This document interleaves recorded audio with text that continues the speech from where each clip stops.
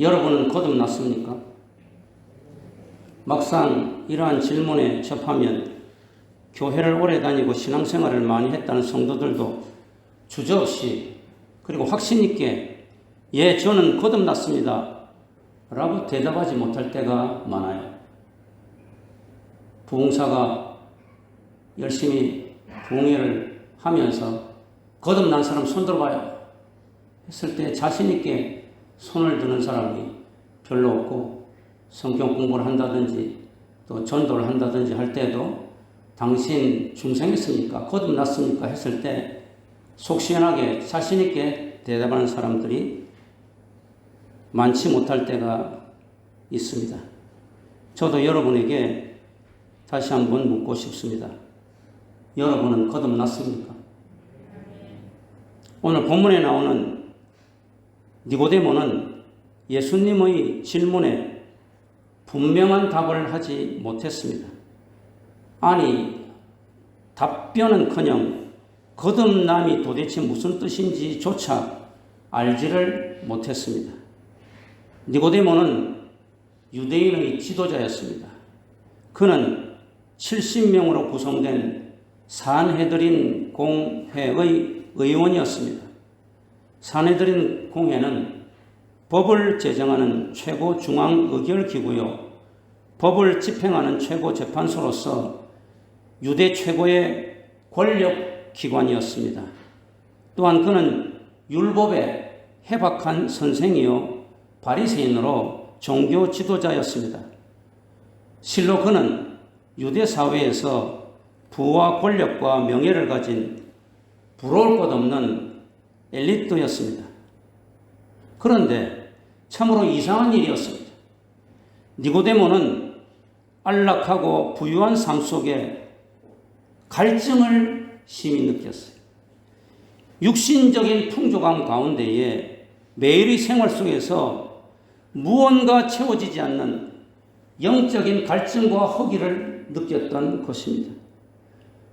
우리가 뭔가 허전한 것 같아서 배가 부르도록 먹었는데도 뭔가 허전한 그런 심령이 되듯이 이 니고데모는 권력을 가졌고 명예를 가졌고 부를 가졌고 세상 것에는 부러울 것이 없는데, 그러나 마음속에 무언가 답답하고 허기지고 갈증이 있었던 것입니다.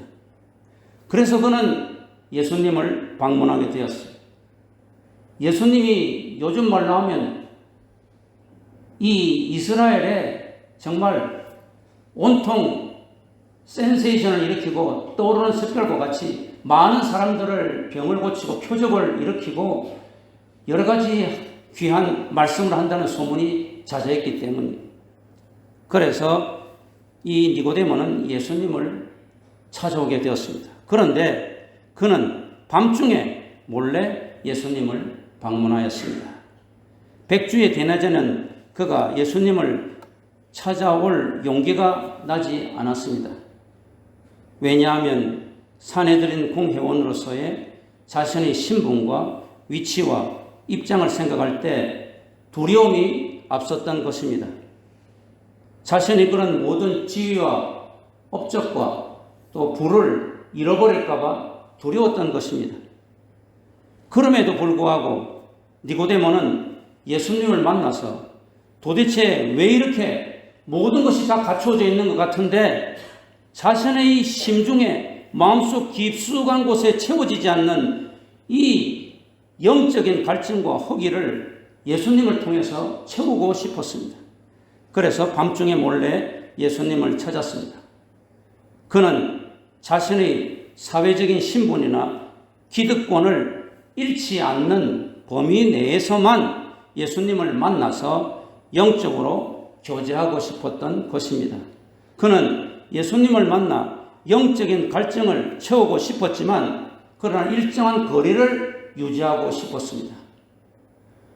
오늘날 제가 여러분들에게도 묻고 싶은 것이 거듭났습니까? 하는 이 질문 속에는 니고데모와 같은 이런 삶의 자세, 이런 정신상태, 이런 태도로는 거듭나는 것이 쉽지 않다는 것을 보여주고 있습니다. 니고데모는 세상의 사회적인 부와 권리와 지식과 세상적인 것을 다 얻으면서도 그것을 잃지 않는 가운데에서 영적으로 나에게 채워지지 않는 그 무엇인가를 참으로 교회에 나와서 채워보려고 하는, 그래서 두 마리의 토끼를 다 잡으려고 하는, 나의 사회적인 모든 것도 다 가지고 그러면서도 어느 정도 적당한 거리를 유지해서 교회에서 무언가 필요한 것도 채워가려고 하는 이런 이중적인, 이런 어떤 회색적인 이런 모습의 신앙의 태도, 이것은 니고데모와 같은 태도이고, 그런 태도에서는 거듭남에 대한 것을 제대로 받을 수 있을 것인가, 우리가 의문을 가져야 됩니다. 그러면 왜 거듭남이 중요한가? 도대체 거듭남이라는 것이 왜 중요한가? 예수님께서는 니고데모의 이런 영적인 상태를 꿰뚫어 보고 계셨어요. 니고데모는 나이도 많았습니다. 왜 그런가 하면 사내들인 공회원이 되려면 적어도 나이가 40 이상이 돼야 돼요. 그리고 율법 선생이 되려고 하면 그 이상의 나이가 돼야 됩니다. 나이도 많았고 그는 율법 선생이었습니다.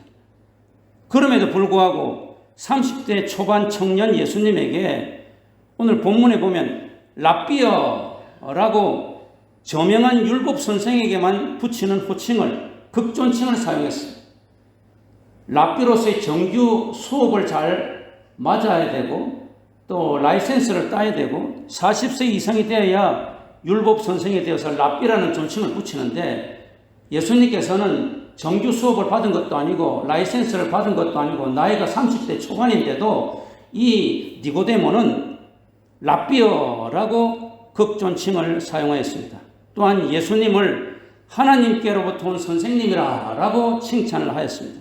더 나아가서 예수님이 행하신 표적들은 아무도 흉내낼 수 없는 신적인 능력이라, 이렇게 2절에 치켜 세웠습니다.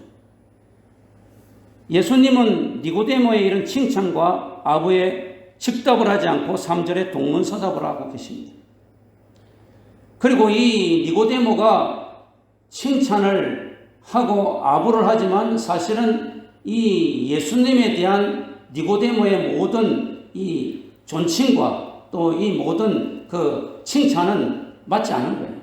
왜? 요한은 여기에서 예수님은 하나님이라고 하셨습니다. 예수님은 하나님의 아들이니까. 예수님은 뭐 랍비가 아니에요. 시시한 랍비가 아니라고. 예수님께서는 뭐 아주 훌륭한 그런 선생이 아니고 예수님은 하나님이시라.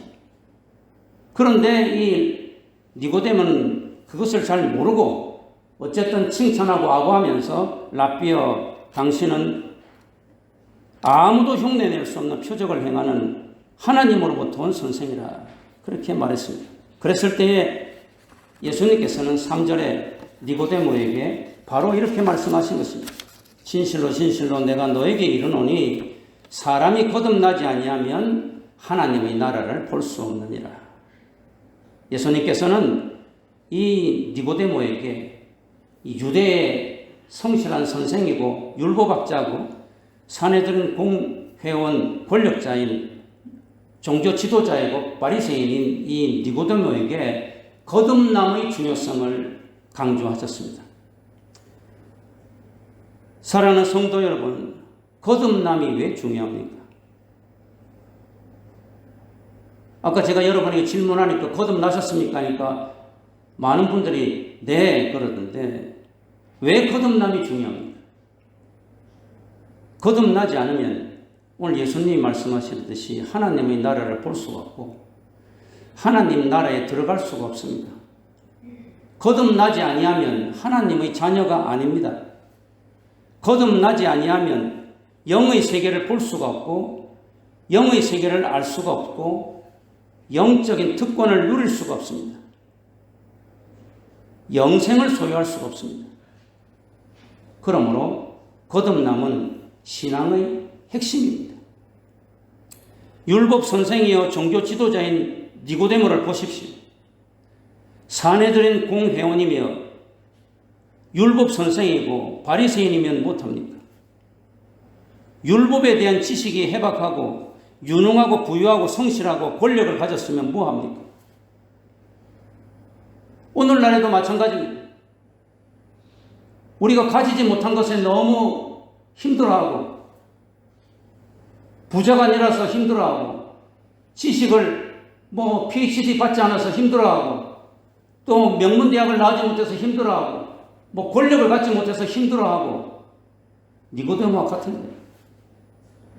이 니고데모는 그 많은 것을 가졌지만 영적인 기갈과 허전함으로 예수님께 찾아왔고, 도대체 예수님이 누구신지도 모르고, 그는 거듭남이 무엇인지도 모르는 사람이었어요. 이 니고데모는 예수님이 누구신지도 정확히 몰랐고, 거듭남의 뜻도 몰랐습니다.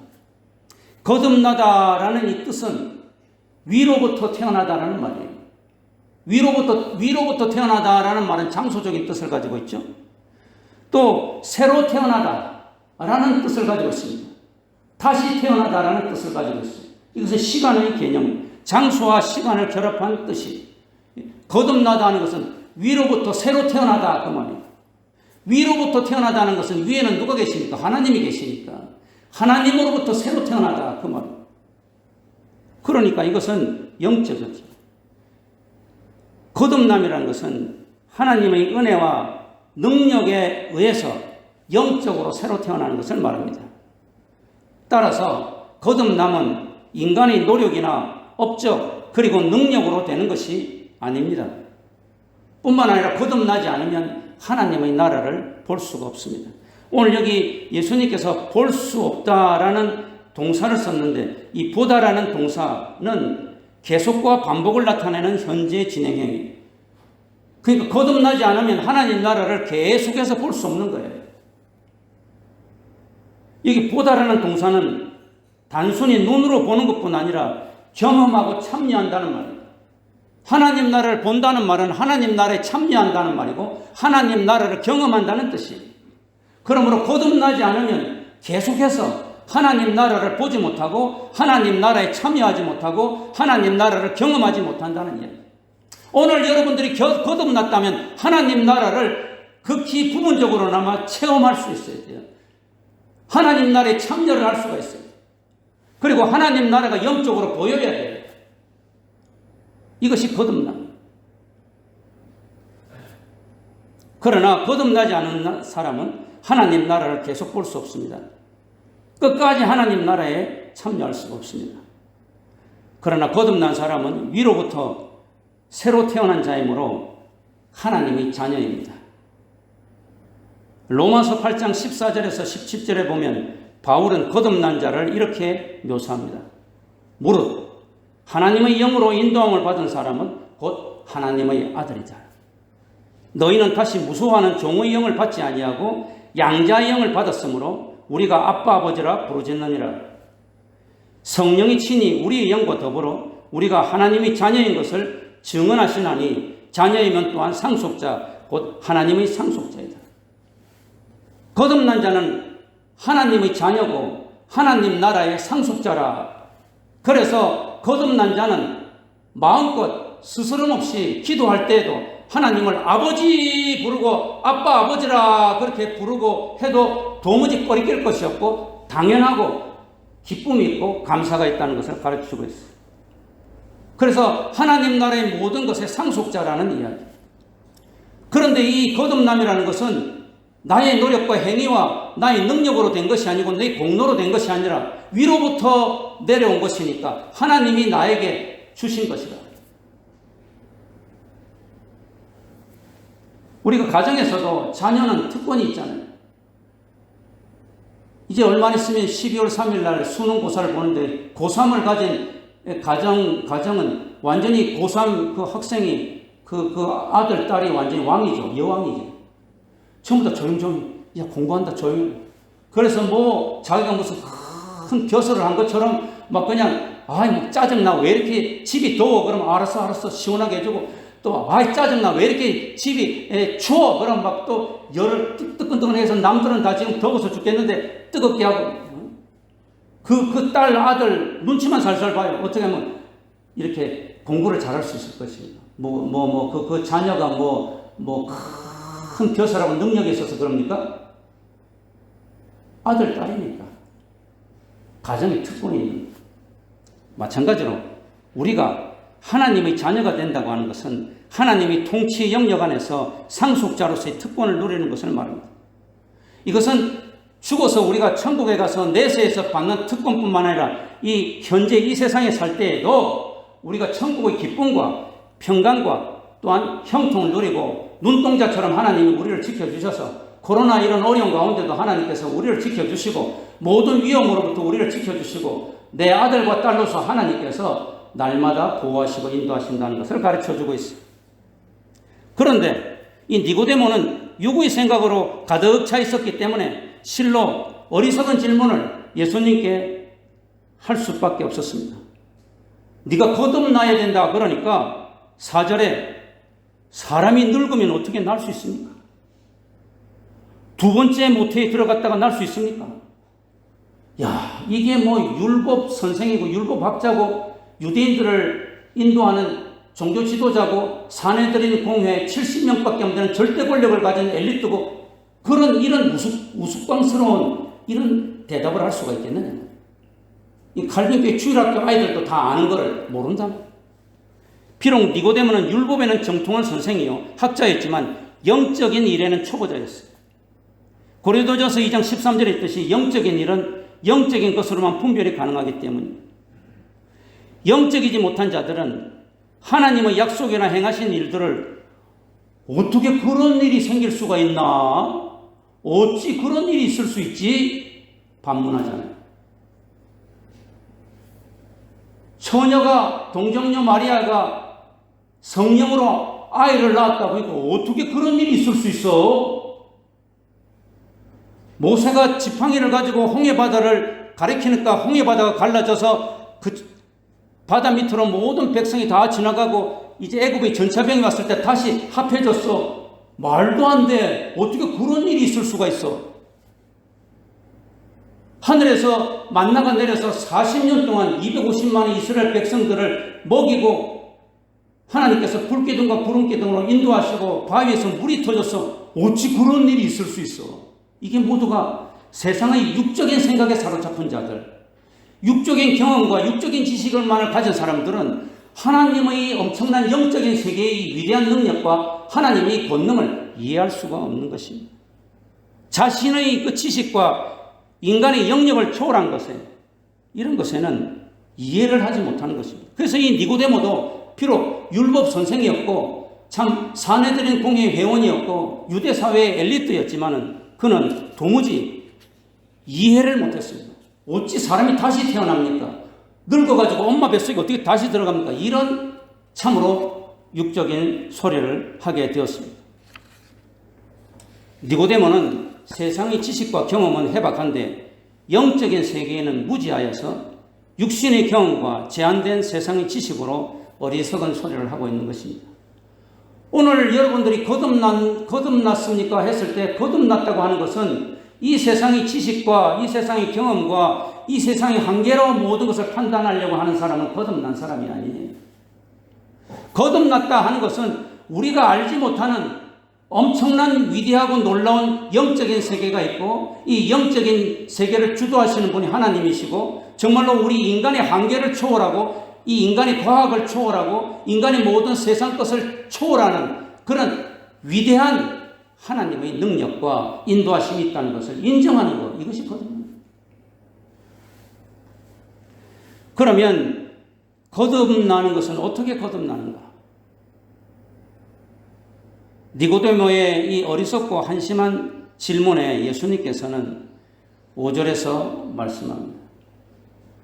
니고데마야, 늙어가지고 엄마 뱃속에 다시 들어가서 나오는 것이 아니라 이것은 영적인 일이다. 5절에서 사람이 물과 성령으로 거듭나지 아니하면 하나님의 나라에 들어갈 수 없다. 그냥 거듭난다 하는 것은 어떻게 거듭나느냐? 엄마 뱃속에 다시 들어가가지고 다시 태어나는 것이 아니라 위로부터 새로 태어나는 것을 말하니까 하나님으로부터 새로 태어나는 것을 말하니까 영적으로 새로 태어나는 것을 말하니까 그것은 무엇이냐? 물과 성령으로 다시 새로 태어나는 것이다. 다시 말해서 위로부터 태어난다는 것은 물과 성령으로 태어나는 것을 말합니다. 이때 물은 무엇을 상징합니까? 물이라고 하는 것은 정결함을 뜻합니다. 즉 회개와 제사함을 의미합니다. 아까 우리 박선영 집사님이 회개를 열심히 참으로 은혜롭게 잘 하시던데 거듭났다고 하는 증거죠. 물이라고 하는 것은 깨끗하게 씻는 것을 말하잖아요. 그러니까 우리가 손이 만약에 굉장히 일하다가 더러워졌으면 어떻게 합니까? 물로 깨끗이 씻어야 손이 깨끗해져요. 마찬가지로 죄로 더러워진 우리의 영과 육을 회개함으로 그리스도 십자가의 보혈로 깨끗하게 해야 되는 것을 가르쳐주고 있어요. 그러니까 물은 정결을 이야기한단 말이에요. 베드로는 오순절 성령 강림 후에 예루살렘 백성들에게 설교를 하였는데 그때 너희가 회개하여 각각 예수 그리스도의 이름으로 세례를 받고 죄사함을 받으라. 회개하여 죄사함을 받으라 그랬어요. 회개를 해야 죄사함을 받을 거 아니에요. 그 죄사함은 예수 보혈의 피로 깨끗하게 되잖아요. 그리하면 성령의 선물을 받으리라 라고 하였습니다. 바울은 거듭남을 디도서 3장 5절에서 중생의 씻음과 성령이 새롭게 하심이라 말했습니다. 다시 말해서 회개와 죄사함과 믿음은 하나님의 말씀을 통해서 가능합니다.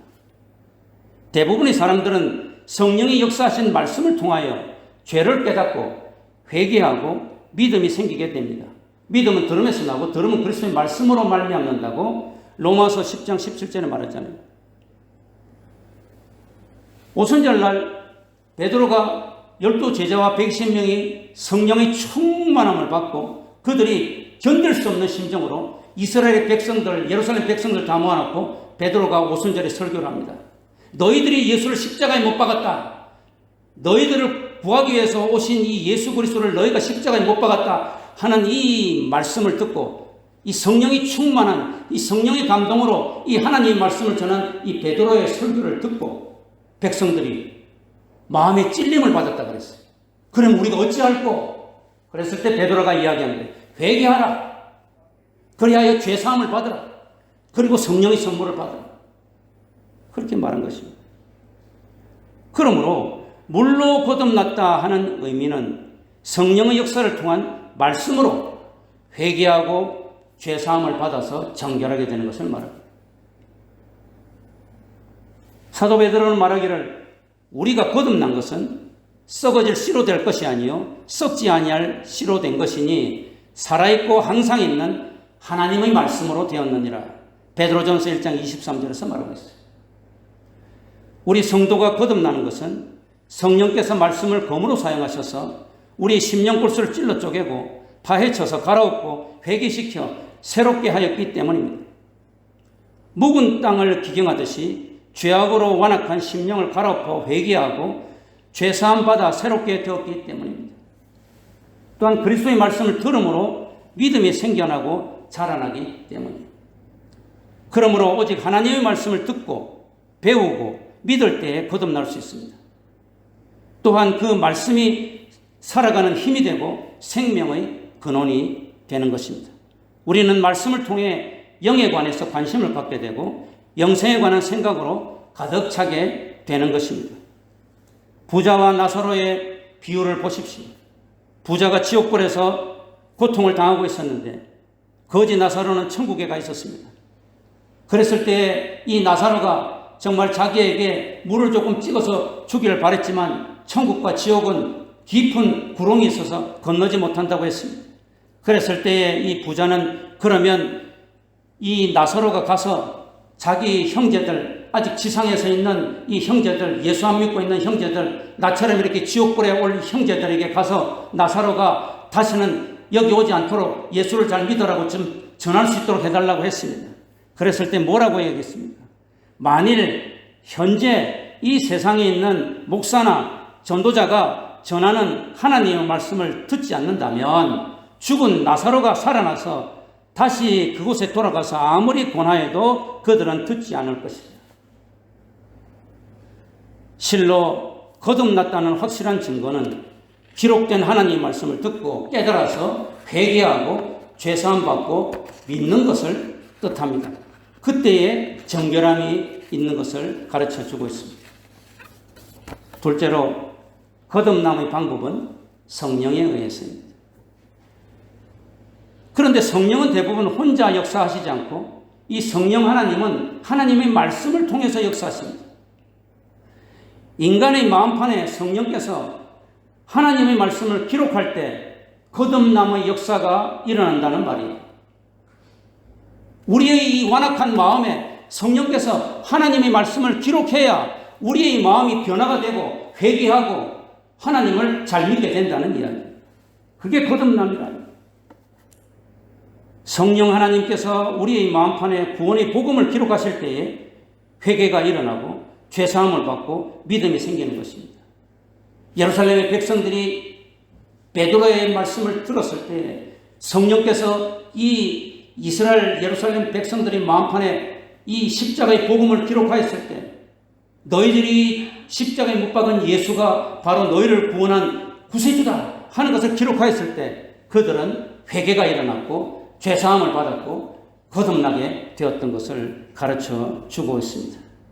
이 놀라운 거듭남의 역사를 예레미야 선지자는 예레미야 31장 31절에서 34절에서 예언하고 있습니다. 즉 하나님께서는 이스라엘 백성들이 십계명 돌판에 기록된 율법을 준행하지 않자 이 이스라엘 백성들은 모세가 40일 동안 이 시내산에서 금식하면서 하나님께 받은 이 계명의 말씀을 돌판에 새겨서 가지고 내려왔는데 뭐하고 있었습니까? 금송아지 만들어 놓고 그것이 자기들이 신이라고 하지 않았습니까?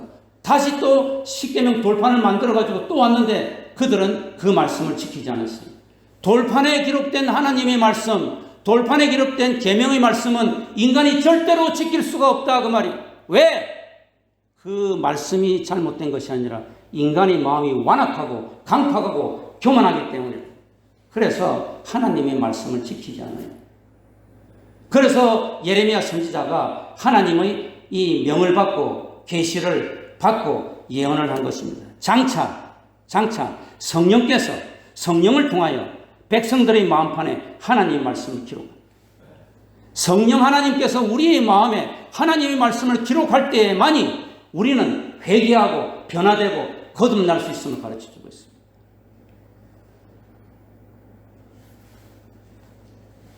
예수님께서는 8절에 이러한 성령 하나님의 존재하심과 역사하심을 바람으로 비유하고 있습니다. 바람은 눈에 보이지 않으나 분명히 존재하죠. 바람 부는 거 보면 바람이 분다 그러잖아요. 바람이 눈에 보입니까? 우리가 바람의 소리는 들어도 어디로 와서 어디로 가는지 아무도 모릅니다. 바람은 임의로 불지 인간의 힘으로 그 크기나 방향을 제어할 수가 없습니다. 이번 가을 초에 우리는 태풍 3개를 연달아 맞았잖아요. 비껴 맞았는데도 중심으로 우리 한반도를 통과하지 않고 비껴 맞았는데도 엄청난 피해를 당하여서 새삼 바람의 위력을 실감하였습니다. 이와 마찬가지로 성령님은 분명히 존재하십니다. 또한 성령님의 그 강권적인 역사하심은 아무도 막을 수가 없습니다. 마치 바람이 동쪽으로 불고 서쪽으로 불고 강하게 불고 하는 것을 아무도 제어할 수 없듯이 성령님의 그 역사하심, 성령님의 그 강권적인 역사하심은 아무도 막을 수가 없어요.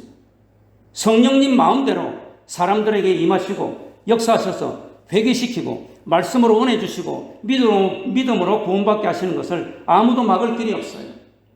우리가 생각할 때는 저 사람에게 성령이 임하시면 정말로 큰일을 할 것 같은데 말도 잘하고 똑똑하고 리더십도 있고 지혜도 있고 학벌도 있고 해가지고 성령이 임하시면 저 사람이 정말 잘할 것 같은데 저 사람을 성령님은 딱 제껴 놓으시고 말도 제대로 못하고 리더십도 없고 배운 것도 없고 성질도 별로 좋지 않고 한 이 사람에게 성령이 강권적으로 역사하셔서 이 사람을 쓴단 말이에요. 이것은 성령의 역사하심. 이것은 우리는 막을 길이 없는 거예요. 그러므로 우리가 이 성령의 역사하심을 받은 우리는 오직 은혜로 할렐루야 주여 감사합니다. 나 같은 더러운 죄인에게 주님 역사하셔서 감사합니다. 할 수밖에 없음을 가르쳐주고 있습니다. 또한 성령님께서는 때때로 하나님을 잘 섬기라고 성령의 은사까지도 주셔서 방언을 하게 하시고 또한 병을 고치게 하시고 귀신을 쫓게 하시고 여러 가지 성령의 은사들도 허락하시는 것입니다. 이 성령님의 강권적인 역사하심을 사람들은 깨달을 뿐이지 나에게 성령의 역사하심이 있는 것을 깨닫고 성령이 말씀을 통하여 나에게 역사해서 회개하게 되었을 때, 또 성령이 나에게 방언의 은사를 주셨을 때, 나에게 병고침의 은사를 주셨을 때, 아, 성령이 나에게 임재하셨구나 하는 것을 깨달을 뿐이지 이것을 갖다가 다스릴 자는, 성령을 다스릴 자는 아무도 없습니다. 성령님의 불가항력적인 은혜를 거부할 자는 아무도 없습니다. 그러므로 말씀과 성령으로 거듭난 체험을 한 자는 실로 복받은 자입니다. 거듭남은 어떻게 되느냐? 말씀과 성령으로. 근데 말씀과 성령은 두 개인 것 같아도 사실은 하나라. 말씀에 성령이 기름 부은 것, 성령이 말씀을 가지고 사용하시는 것, 성령이 말씀으로 역사하시는 것, 이것만이 거듭남. 이 거듭남을 통하여서 우리는 우리의 죄를 깨닫게 되고 통에 자복하게 되고 예수의 보혈로 죄 씻음 받게 되고 믿음이 갖게 되고 그래야 해서 우리는 거듭나게 되는 것입니다. 우리의 영안이 열리게 되고 하나님 나라를 볼 수 있게 되고 하나님 나라에 참여할 수 있고 하나님의 자녀가 될 수가 있는 것입니다. 그러므로 거듭나는 것은 원천적으로 하나님의 은혜요, 성령님의 불가항력적인 역사하심. 거듭나면은 나의 노력이 1%도 있을 수가 없습니다.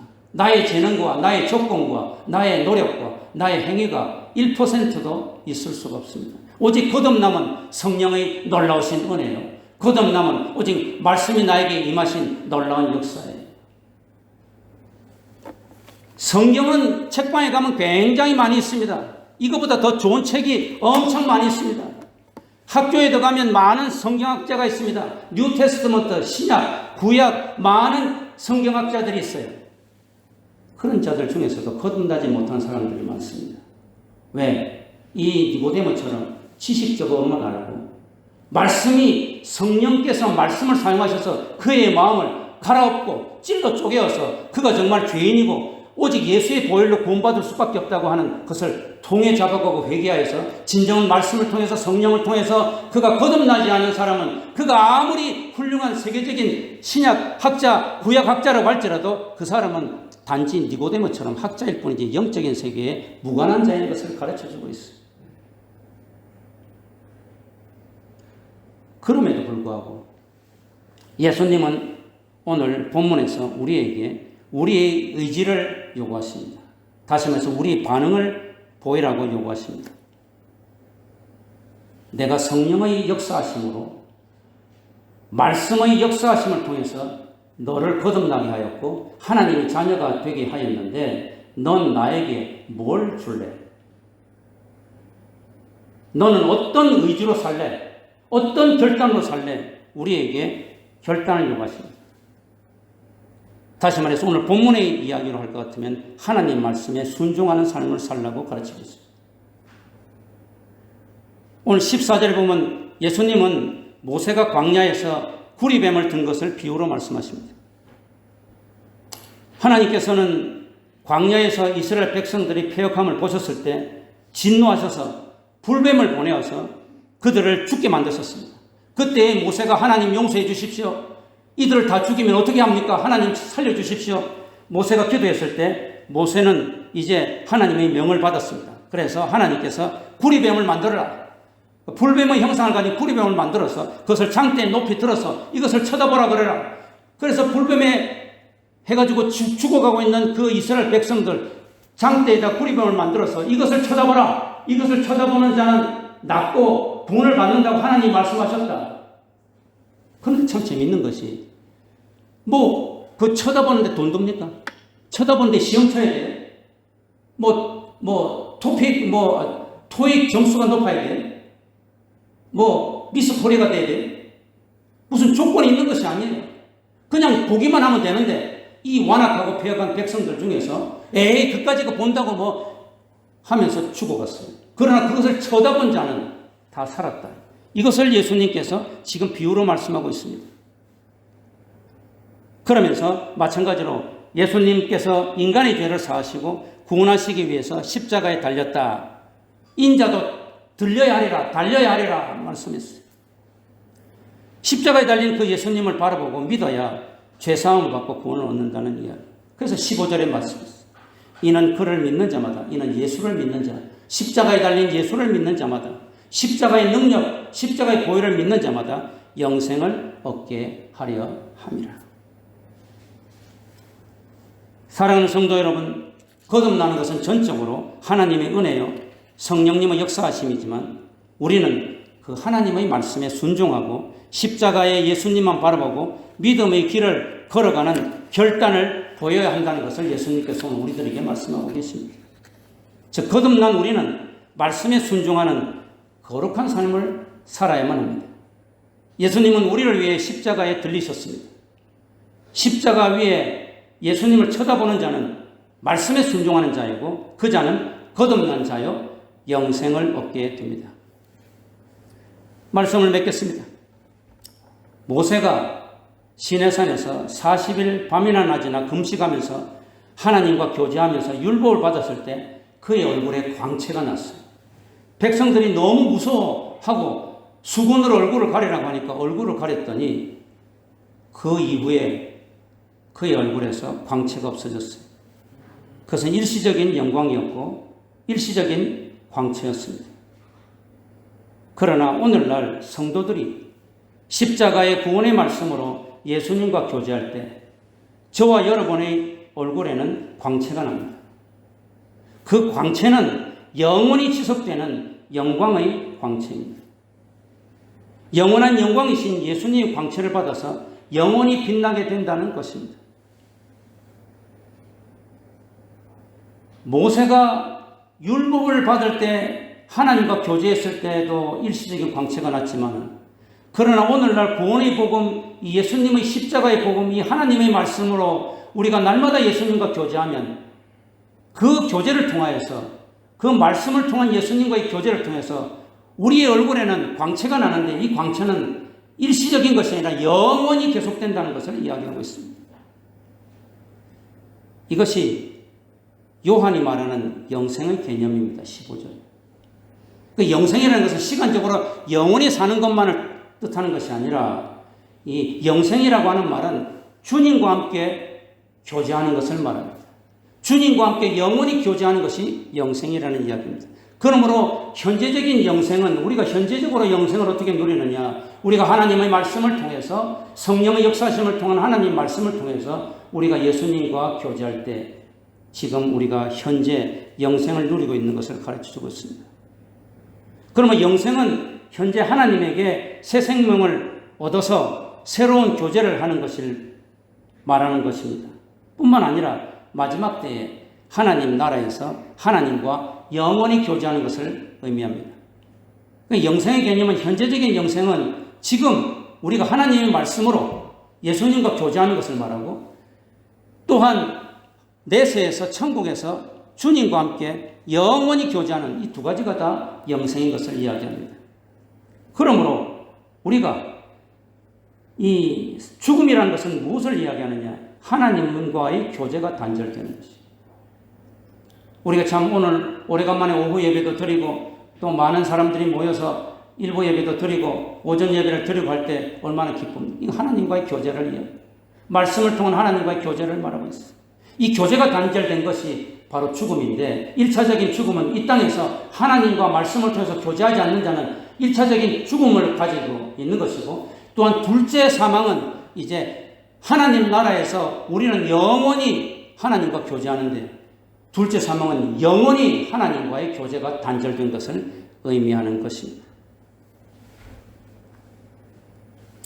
그러므로 이런 엄청나고 놀라운 축복과 특권은 거듭남에서 시작이 됩니다. 당신은 거듭났습니까? 이 물음에 자신 있게 대답할 수 있는 사람은 복된 사람입니다. 거듭난 자는 하나님의 자녀가 되는 특권을 누리는 자입니다. 영적인 일을 볼 줄 알고 깨달을 줄 아는 자입니다. 천국을 소망하며 하나님 나라의 특권을 내세뿐 아니라 현재도 누리는 자입니다. 거듭난 성도는 성화의 삶을 결단하고 점점 믿음이 성숙해 가는 자입니다. 하나님의 말씀에 순종하고 인내하며 예수님만 바라보며 나아가는 자입니다. 사악한 죄의 세력에 넘어질까 조심하며 하나님의 은혜 가운데 영적인 전쟁을 잘하는 자입니다. 제가 지금까지 이렇게 이야기를 했지만 저도 참으로 너무나도 부족하고 연약합니다. 그래서 날마다 결심해서 순종 잘하려고 하지만 순종할 때보다는 하나님 말씀을 어길 때가 너무나도 많고 하나님을 기쁘게 할 때보다는 하나님을 슬프게 하고 성령을 근심하게 할 때가 너무나도 많습니다. 우리는 연약한 육신을 가진 연약한 자들입니다. 그러나 하나님의 은혜와 긍휼은 완전합니다. 우리가 비록 연약한 육신을 가져서 넘어지고 실패할 때가 많지만 주님의 긍휼하심에 힘입어 성령님의 도우심으로 회개하고 다시 일어서서 표대를 향하여 중단 없이 나아갈 수 있도록 성령께서 우리를 인도하시고 하나님의 은혜와 긍휼이 우리를 임하는 것입니다. 사랑하는 성도 여러분, 거듭난 것은 하나님의 은혜로 단번에 되는 일이지만 성화는 오랜 시간에 걸쳐서 되는 일입니다. 우리가 이 세상 떠나 천국 갈 때까지 주님이 재림하실 때까지 거룩한 그리스도의 삶은 계속되어야 될 것입니다. 그런데 우리가 너무 연약합니다. 말씀과 성령으로 거듭난 우리들이 정말 하나님 기뻐하시는 모습대로 살려고 순종하고 결단하면서 살려고 하지만은 연약한 육신을 가져서 넘어지고 쓰러질 때 많습니다. 그러므로 거듭나는 것이 하나님의 은혜로 성령의 역사하심으로 된 것이지만은 또한 우리가 이 거룩한 길을 하나님 기뻐하시는 길을 걸어가려고 할 때에도 우리가 정말 하나님의 은혜가 없이는 성령의 긍휼하심과 인도하심 없이는 우리가 하나님 기뻐하시는 이 거룩한 삶의 길, 이 성화의 길을 온전하게 걸어갈 수 없음을 보여주고 있습니다. 그러나 성도 여러분, 우리가 말씀과 성령으로 거듭났기 때문에 비록 연약한 육신을 짓는 우리지만 주님의 은혜와 긍휼하심에 힘입어 주님이 기뻐하시는 이 성화의 길을 끝까지 그리고 온전히 걸어가야만 합니다. 그때 주님과 함께 영원히 교제하며 영생의 삶을 누리게 될 것입니다. 정말로 우리가 결심하지만 날마다 넘어지는 것은 우리가 아직 죄의 본성을 가진 죄의 본성의 찢기가 남아있는 우리 육신을 가졌기 때문에 이 연약한 육신을 가져서 우리는 날마다 순종하기를 원하고 우리는 날마다 하나님을 기쁘시게 하기를 원하지만은 그러나 우리는 넘어지고 쓰러질 때 많습니다. 그때마다 주님은 은혜로 성령의 긍휼하심으로 인도하심으로 우리를 이끌고 계십니다. 이 사실을 잊지 말고 우리가 이 성화의 길을 온전히 잘 걸어가야만 될 줄 믿습니다. 이것이 거듭남의 축복을 주시고 선물로 주신 하나님에게 보답하는 우리의 믿음의 모습인 것을 보여주고 있습니다.